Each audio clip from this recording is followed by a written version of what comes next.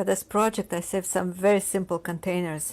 Usually most of them are easily found around an average household. And the easiest is to save and reuse are commercial pots. Once you bought a plant in a store and replanted it into a bigger pot or directly into your soil, you are left with these little starter pots that you can use again to start seeds or succulent cuttings, for example. And then there is a variety of plastic containers or bottles that can be easily converted into pots.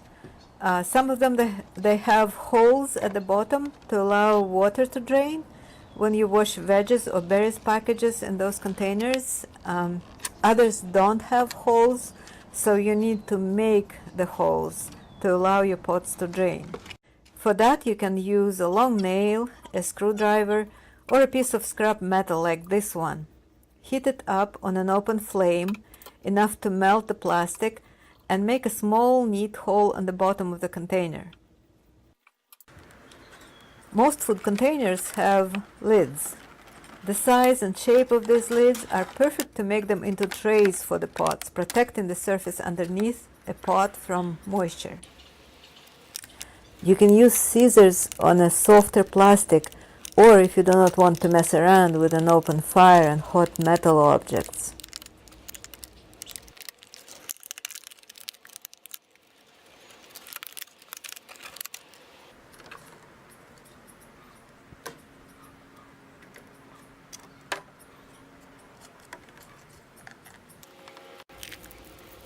Now we'll fill them up with dirt and they're ready to go.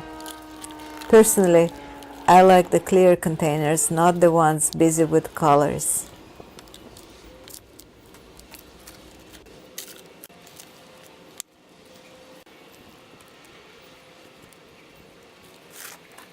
And you can even use some of them to make a mini greenhouse if you need to. And then there are crates. Sturdy, spacious enough for a big plant, and shaped attractively. To keep the dirt in, you need to line them up with something.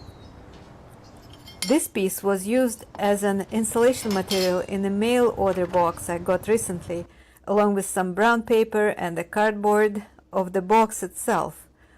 All of it can be used to line up the crate. These materials will allow soil to breathe while letting the excess water to drain.